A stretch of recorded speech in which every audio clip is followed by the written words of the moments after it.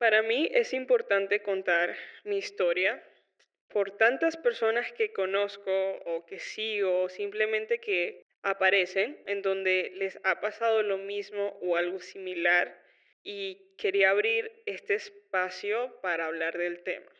Yo siento que Dios un poco demoró este proyecto porque Él tenía que asegurarse que yo tenía mi corazón y mi cabeza en el lugar correcto y ser muy cuidadoso con lo que voy a decir.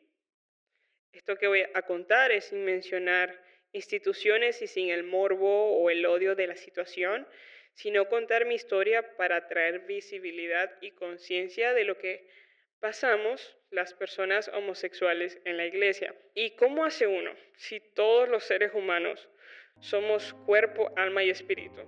¿Cómo yo dejo de vivir mi espiritualidad? No puedo. ¿Cómo yo dejo de vivir mi sexualidad? No puedo.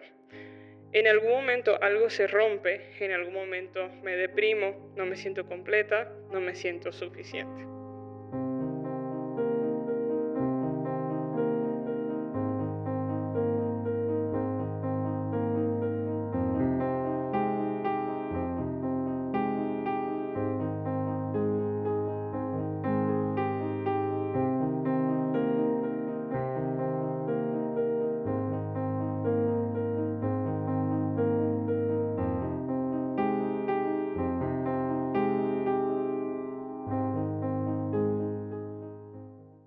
Porque muchos nos pasa que oímos la frase Dios te ama, pero no quién eres ni lo que haces, o en otras palabras, no ama tu pecado, y no tienen ni idea del conflicto emocional y espiritual que genera en alguien. Uno se siente fuera de su cuerpo, que todos sus pensamientos y acciones son condenadas, que sería mejor morirse, que nunca seremos dignos del amor de Dios ni el de los seres humanos, que somos un bicho raro, que no pertenecemos, que nunca encontraremos el amor verdadero, que nunca seremos felices completamente. Y qué duro esto porque cuando no se tienen las herramientas espirituales y emocionales, eh, ¿qué pasa? Que uno se aparta primero de Dios, de uno mismo. Uno saca como a Dios completamente de la ecuación porque le creemos a estas personas eh, y empezamos a culparlo. No quería como que mostrar esa primera parte porque, bueno, quería ser como que muy directa con eso. Em, Como les decía, esto que voy a hablar es sobre algo que me pasó. Eh, no tengo ninguna intención como de señalar a las personas o culpar a las personas. Simplemente si los cuento es porque fueron parte de momentos importantes y solamente quiero traer como que visibilidad para hablar más del tema. Todo empieza cuando yo me mudo a los Estados Unidos. Tenía alrededor de 16 años, un poquito menos, un poquito más. Em, y recuerdo que, bueno, yo me vengo con mis papás y no conocíamos absolutamente a nadie. No teníamos familia aquí y nos recibe por un fin de semana unos amigos de mi papá. Ellos nos invitan a una iglesia, entonces esto es importante porque mencionarlo porque fue como que lo primero que pudimos ver, como el primer contacto con comunidad hispana aquí. Recuerdo que para esa época estaba a punto como que de entrar al colegio aquí en el high school y me acuerdo que mi vida era eso: iglesia, colegio, colegio, iglesia. Yo asistía a la iglesia muchas veces a la semana porque era día de jóvenes, un domingo, o era día de chicas, o de lo que sea. Siempre había evento de cualquier tipo, entonces siempre estaba ahí. Eso causó que prácticamente toda mi comunidad, toda mi red de apoyo estuviera en torno a estas personas, estuviera en torno a la iglesia. ¿no? Entonces, todo empieza por ahí y nada, recuerdo que lo vimos, o sea, en su momento fue como que un refugio, ¿no? Como conectar con esa parte de nosotros, o sea, nosotros siendo inmigrantes aquí, que no se hablaba el español, o sea, obviamente fue difícil y fue un consuelo. Para hacer el tema un poco más corto, em, yo recuerdo que yo me salí del colegio. O sea, el colegio era como que lo único externo que yo tenía a la iglesia. Entonces yo me salgo y empiezo a estudiar en el colegio de la iglesia. Entonces se pueden imaginar, o sea, ya absolutamente todo era esas personas, absolutamente todo. Y recuerdo que ellos, nada, me estaban como que inspirando a que fuera líder, a que participara más, me involucrara más y bueno, yo lo acepté, pero sí recuerdo que tenía muchos conflictos internos porque obviamente como que todo era muy cool y todo muy bien, pero yo estaba constantemente como que intentando como intentando encajar con lo que se estaba diciendo ahí, ¿no? Con lo que una chica de 16 años, 17 se tiene que ver, ¿no? Entonces, sí, o sea, como que siempre había esa parte de mí que se estaba perdiendo. Y obviamente cuando hablaban sobre temas de ser gay, siempre era como condenándolo, como si era algo que bueno, que... Recuerdo que la frase que mencionaban mucho era que nuestra identidad en Cristo no es ser homosexual, algo así. Y es como que fucked up, ¿no? Porque es como, yo siento que nuestra identidad va mucho más allá de gustos o preferencias. El punto es que em, yo empiezo a ir 24/7, o sea, ya era lunes a viernes, fines de semana, todo, absolutamente todo era la iglesia. Entonces recuerdo que me empiezan como a preparar para ser líder de grupo pequeño de jóvenes, para chicas. Entonces como que nada, estaba súper involucrada, ¿no? Y recuerdo que obviamente tenía como que estos conflictos porque cada vez que hablaban sobre el tema era como algo negativo, como que Dios nos cambia y recuerdo que hablaban mucho sobre que nos tenemos que confesar los unos con los otros para liberarnos. Entonces como que ese era el himno siempre, o sea, como que cuenta lo que te pasa para que Dios te pueda como que liberar. O sea, en pocas palabras, si soy gay y si lo digo, ya no lo soy. Recuerdo que en un momento tuvimos como que un pequeño viajecito de fin de semana donde íbamos a ir todos los líderes y recuerdo que sentí así como que una necesidad muy fuerte en contar que pues en hecho era gay. Y mirando hacia atrás, yo me miro y es como que, y me abrazo mucho y es como que, eh, porque no hay absolutamente, o sea, nada ni nadie te puede poner como que la presión de que tienes que hablar de esos temas. O sea, yo siento que ya estamos en una época en donde salir del closet no debería como que de ser siempre. Y es cierto, o sea, uno es como Navidad, uno saca el arbolito todos los años, pero bueno. Bueno, nada, el punto es que ese día yo me acuerdo, estaba llorando tanto y yo lo cuento y recuerdo que en ese cuarto estaban pues todas las líderes, la pastora, eh, todas estaban ahí y eran solo chicas.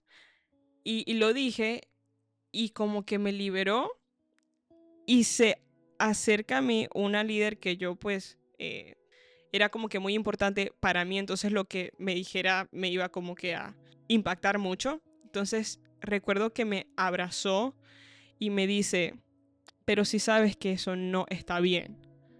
Y es como que O sea, yo creo que yo en ese entonces yo no respondía nada. Era como que yo escuchaba y yo, sí, sí, o sea, como que yo intentaba convencerme de que lo que me estaban diciendo era real, ¿no? Entonces, sí, me hablaba mucho como que nosotras te amamos, Dios te ama, pero si sabes que esa no es tu identidad. Ahí empieza como que el verdadero evento canónico. O sea, ahí. Porque yo les doy como que el poder de hacer con ese tema lo que quisieran, ¿no? Y obviamente yo a esa edad, pues uno le empiezan como que a gustar esto y el otro y ajá, o sea, es como que yo estaba suprimiendo muchas cosas y no estaba viviendo cosas a mi edad por, bueno, por estar en el closet. Y recuerdo que meses después de eso, el tema siempre era como que, no, como que sería bueno que lo hables con tus papás, sería bueno porque recuerdo que la pastora me ha llamado para preguntarme si yo quería pararme delante de la iglesia a dar mi testimonio. Y obviamente yo agarré y le dije que no, porque mis papás no sabían cómo yo lo iba a decir ahí, ¿no? Y esa gente como que, ¿cómo así? Y me dice, no, bueno, que yo entiendo, pero que si les contaba como que en esa semana que sería bueno, como que para estar, para hacerlo, que... Y yo, no, no, y no. Y gracias a Dios y abrazo mucho a esa Neira por haber dicho que no. O sea, es que me da hasta escalofríos de pensar, ¿no?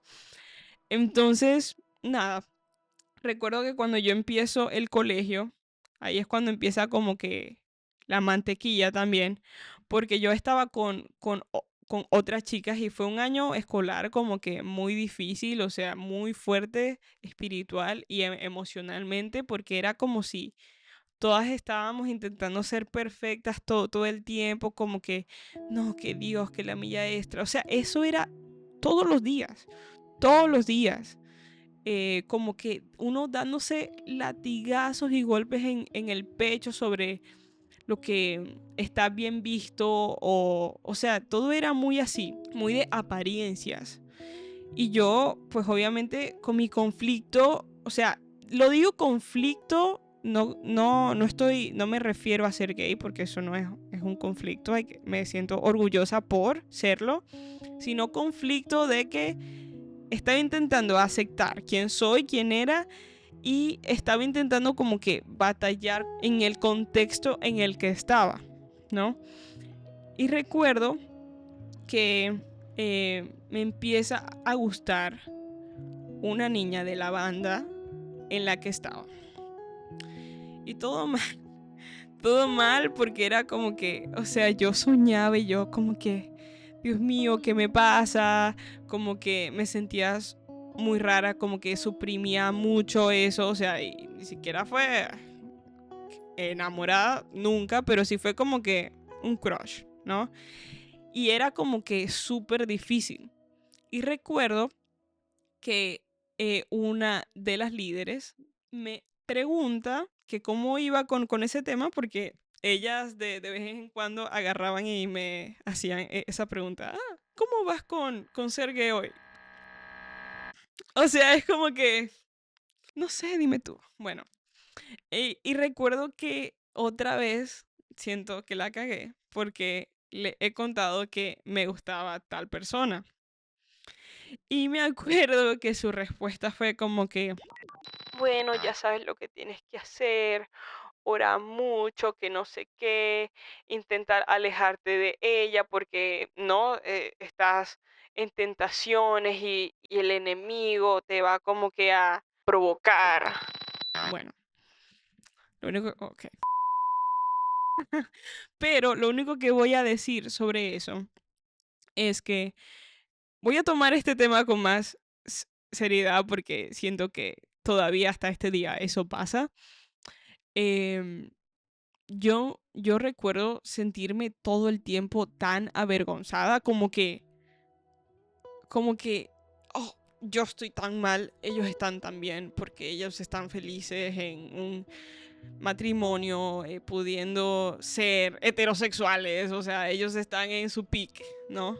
Y yo me sentía como el bicho raro siempre.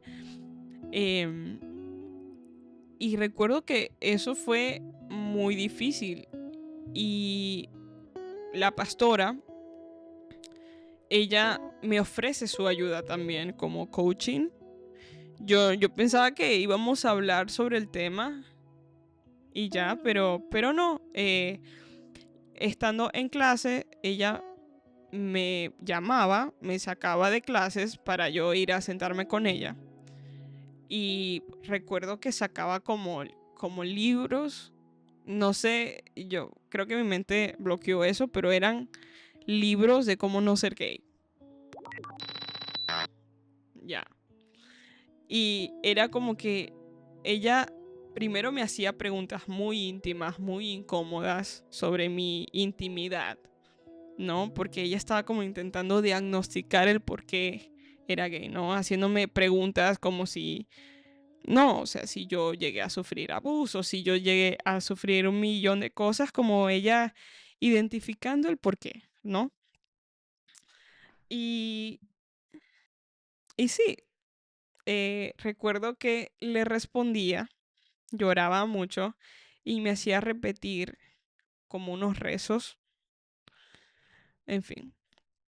También me enviaba como que muchos audios de personas que pudieron cambiar su vida, eh, cosa que no judgment, o sea, no juzgo a nadie, cada quien es libre de decidir qué quiere ser y quién quiere ser, es tu vida. O sea, si tú crees que tú pudiste cambiar, bien por ti. Entonces, como que ella dejó de hacerlo un poco, pero igual, o sea, eso pasaron muchas veces y siempre era como que la presión y la pregunta de que cuándo le voy a contar a mis papás. Y fue gracias a esa presión que un día yo senté a mis papás y a mi hermano. A mi hermano le conté primero, pero después senté a mis papás para contarles y la narrativa que les conté fue que sí, estoy pasando por este conflicto interno, porque así era como se le llamaba, pero no se preocupen, porque estoy intentando cambiar, ¿no? O sea, mi cerebro estaba así de lavado, o sea, yo sí creía que podía y yo como que luchando con ese tema. Sin embargo, lo que la gente no veía era que yo me acuerdo que en esa época vivíamos los cuatro en un apartamento de un cuarto y en las noches yo salía, me sentaba en la sala, era de madrugada y yo escribía como que mi enojo hacia Dios. Yo lloraba y como que y le exigía que me hiciera cambiar. Entonces, sí, ¿para qué quería que cambiara? Que por qué me hacía pasar por eso. O sea, prácticamente porque me hizo gay, ¿no? Y obviamente, años después, es como que uno de los causantes más grandes de algunos conflictos mentales, ¿no? Por los cuales estoy transitando, pero esas fueron una de sus raíces. Y fue muy, muy difícil, o sea, fue muy duro. Sentía que nadie estaba hablando como que del tema. Sentía que nunca se pusieron en el mismo nivel. Sentía que siempre que hablaban conmigo eran como desde una posición de superioridad, como si mi problema, prácticamente, llamándolo así, era más grande que algún problema de otra persona. Y siempre decían, no existe pecado grande. Pero para ellos ese sí era alarmante, ese sí era grande. Pero faltarle el respeto a tu esposa y a tu familia, eso sí que no es grande. Es como que, sí, eh, y esto lo digo desde una posición de adulta, donde abrazo a esa niña que pasó por eso. ¿no? Y donde reconozco que muchos adultos le fallaron. Y está bien porque eso me hizo y me hace quien soy. Em, pero hay que hablar del tema y hay que reconocerlo. Ni nadie en mi familia ni yo teníamos como que las herramientas para transitar por lo que estábamos pasando todos, porque bueno, yo después que crezco entiendo de que no solamente se trata de mí, sino que cada uno tiene su proceso y los sentimientos de todos es válido, pero obviamente fue muy difícil para ellos también. Entonces, bueno, ¿qué pasa? Que yo no me quería, yo no era feliz porque no estaba siendo quien soy. Em, y recuerdo que hubo un tiempo donde sí estaba intentando cambiar, donde sí estaba intentando como que ser hetero, ¿no? Porque prácticamente siempre decían de que no, de que el amor de mi vida va a ser aquel hombre y el matrimonio y no sé qué. Y yo decía, ok, entonces si no consigo un hombre no voy a ser feliz. Y gracias a Dios nunca lo busqué. Pero sí fue como que tenía muchos conflictos sobre qué era el amor verdadero. Y recuerdo que un día hablando con mi mejor amiga, que de seguro la van a ver en este podcast pronto, em, recuerdo que yo le dije que estaba intentando cambiar. Y ella me dijo esta frase. Me dijo, siempre voy a apoyar tus decisiones, mas no estoy de acuerdo contigo. En that head, eso fue como que, oh, ok. Y hoy como que estoy tan orgullosa de esa frase, es como, wow. eh, sí, y ella como que ha visto todo, prácticamente. Para saltar un poco, recuerdo que en esa época, como meses después, yo empiezo como que a juntarme mucho con un grupo y tal. Incluso yo les confieso a este grupo que me gustaba esta chica de la banda y como que sabían por lo que estaba pasando y toda la cosa. Y este grupo se empezó como a desintegrar un poco y solamente quedábamos otra chica y yo. Una cosa llevó a la otra, no sé, nos empezamos como a gustar, a enamorar, pasaron cosas y bueno, em, llegamos a un punto en donde pues estábamos juntas y era como que, no sé, era como, estaba con esta persona y no me sentía mal por estar con ella. Pero obviamente todo fue mil veces peor porque ya estamos hablando de una relación, no es solamente los problemas internos de Neira. O sea, ya estamos trayendo a otras personas, a otra familia, a la ecuación. Y esta otra chica también era muy activa en la iglesia, entonces teníamos muchos ojos encima. Bueno, sobre todo, ¿no? De su familia. Entonces, yo recuerdo que bueno, era como en realidad como la primera relación oficial y todas sabemos, o sea, muchas aquí me pueden entender, si son gay y es tu primera novia, esa duele que jode, o sea, es como que uno quiere entregar todo, imagínate, uno con 17 18 años, ¿no? Muy inmadura estábamos, entonces como que ese amor fue así como que muy todo, yo di tanto, entonces, ¿qué pasa? Que cada vez me aislaba más, me aislaba y me aislaba aún más, porque si antes era difícil como que esconder lo que era, ahí iba a ser como que mucho más, porque también estaba escondiendo a una persona que era importante en ese momento en mi vida, ¿no? Entonces era como que muchas cosas pasando al mismo tiempo. Yo siento que la ansiedad que sufríamos era muy heavy porque todo tenía que ser exactamente calculado con el tiempo. Era como que no nos podían cachar hablando, no nos podían era terrible. Entonces, ¿qué pasa? Que durante la relación pasaron muchas cosas con los líderes porque obviamente pues, era, primero que éramos muy obvias y segundo de que era también como que inevitable que se nos viera o que se notara. Entonces yo decido como que empezar a dejar de ir un poco. Entonces eso hace que me aísle aún más, porque si ellos eran el único contacto social que tenía con el mundo, mi vida social se convierte completamente en esta persona ahora. Entonces yo puse como que toda mi dependencia emocional y psicológica en esta persona. Obviamente cosa que es muy mal y sufrimos mucho, sufrimos todos en realidad.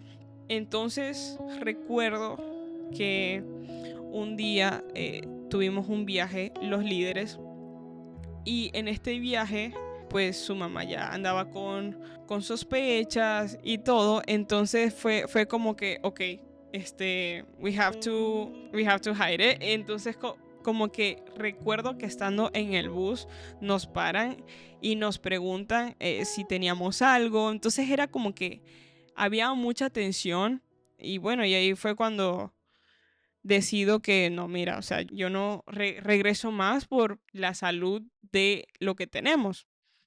Y así fue.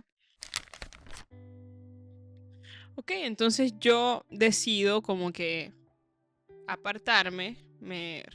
Recuerdo que es algo de la banda. eh, lo bueno es que cuando yo empiezo mi relación fue justo cuando me gradué de este colegio. Entonces como que empecé a trabajar y como que me pude desligar un poco, pero mi expareja pues seguía fuertemente involucrada, sobre todo su familia. Entonces como que el tema siempre estaba ahí fresquito, por mucho que yo quisiera como completamente sacarlo de mi vida, pues obviamente no iba a poder hacerlo por quien estaba. Y nada, la relación se convirtió en algo muy difícil. No voy a decir que no hubieron momentos buenos, pero fue muy heavy. Y recuerdo que el final de la relación viene porque ella escribía en su diario y ella como que cuando estaba descubriendo sus emociones o como en ese proceso de nosotras empezando, lo escribió todo. Año después, su mamá encuentra este diario. Entonces recuerdo que me llama y me dice, oh, mami sabe, todos saben. Entonces como que, sí, claro, ese era el miedo constante que teníamos siempre. O sea, nuestro miedo era recibir esa llamada. Y recuerdo que le colgué, le dije que todo iba a estar bien. No estuvo bien. Pero recuerdo que, nada, me encontré en una posición donde obviamente tenía que hablar con mis papás, porque a lo largo de la relación, nuestros padres por ambos lados como que sospecharon, pero siempre se negó, ¿no? Obviamente no es algo en el que creo que ella compartiría esto, ¿no? Que no estamos orgullosas pues, por esconder, por mentir, por hacer las cosas por ahí. Pero abrazo mucho el hecho de que hice lo mejor que pude en ese momento con las herramientas que tenía. Y recuerdo que hablé con mis papás, obviamente no se lo tomaron nada bien. em, Sobre todo mi mamá. Y bueno, y ahí empieza como el verdadero infierno. Eh, pues mi expareja trabajaba en la iglesia y obviamente pues su trabajo estuvo en peligro y los jefes siendo los pastores y ellos creyéndose dueños y señores de la vida de todo el mundo, Obviamente ellos tomaron ese tema muy personal, como si le estuviera pasando a ellos o a sus hijos. Entonces como que querían estar en parte de todo y querían hablar con nuestros papás y querían hablar con nosotras. Y claro, ellos se enteran porque, eh, bueno, la mamá de mi expareja es quien les cuenta. Y bueno, nada, y recuerdo que en ese entonces la reacción de todo el mundo sí fue un poquito como que poniéndose más en el lado de mi ex. No, no que la tuvo fácil, no voy a venir aquí a quitar como que el sufrimiento de otros, pero sí sentí como si todo el mundo pensó que la culpa fue mía, como yo fui quien la hizo gay, yo fui esta mala influencia que llegó a su vida para que estuviera conmigo y y hoy en día que ya puedo hablar libremente, puedo decir la relación fue de las dos, la responsabilidad fue de las dos.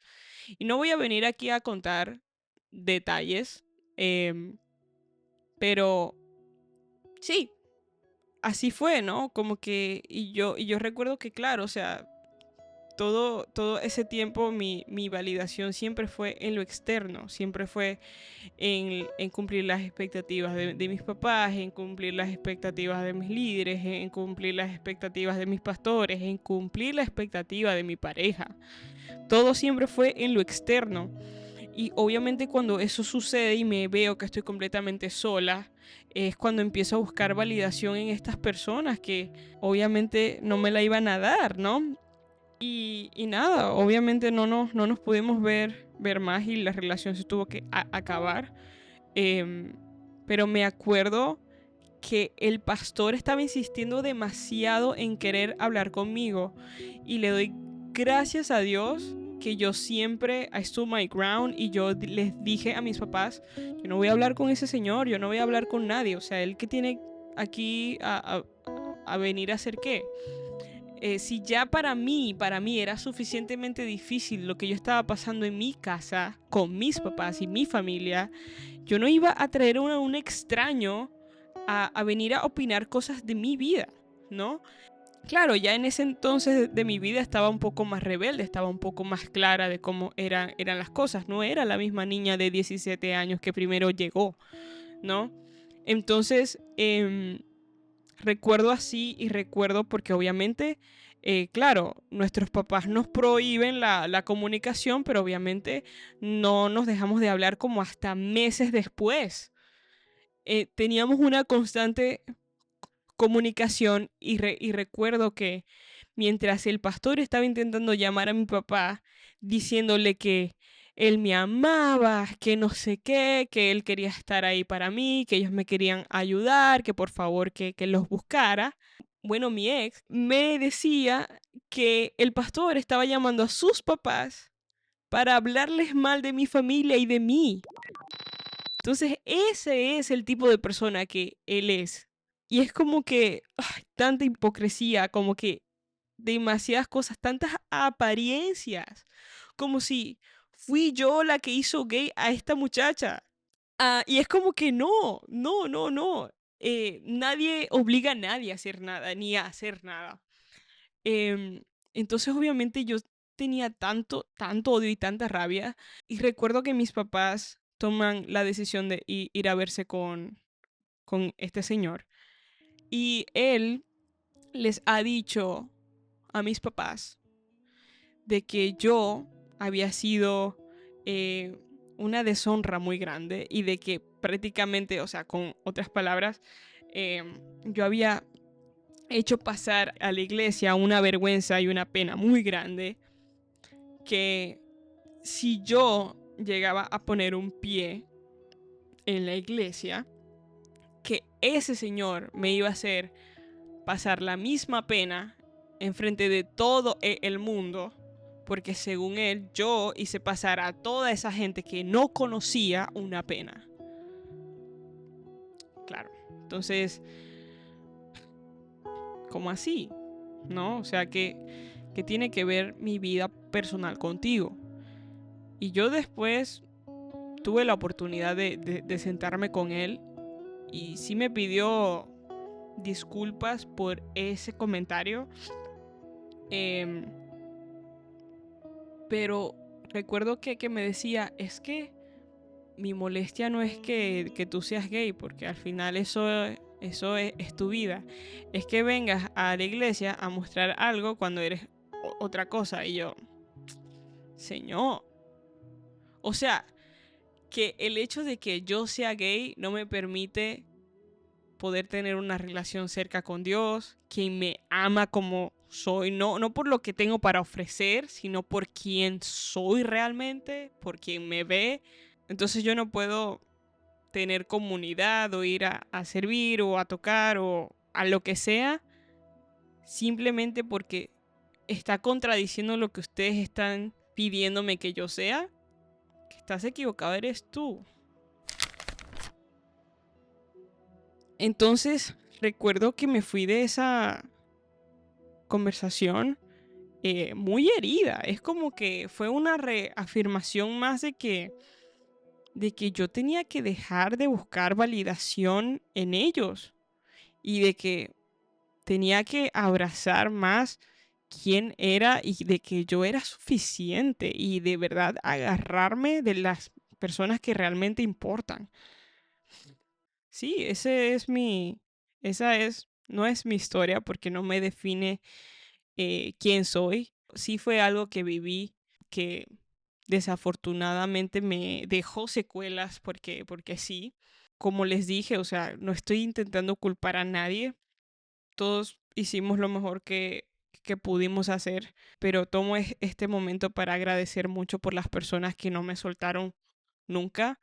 em, y al final, incluso aunque fue difícil con mis papás, yo siento que uno de los actos más grandes de amor que ellos pudieron hacer conmigo es que si aún así no entendían mucho lo que estaba pasando, nunca dejaron como de intentar estar ahí para mí de su forma, ¿no?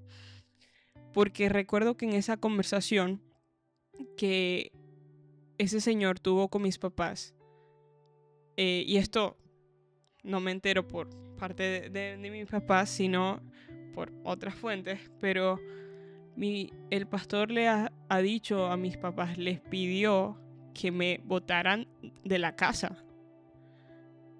Yo lo que tenía era 19 años. em, y ya yo no era parte de ellos, pues, o sea, y el hecho de que les dijeran eso a mis papás y que mis papás aún así sin entender tanto por lo que yo estaba pasando, decidieron no escuchar a ese señor que no sabe nada de lo que está hablando, es algo de admirar.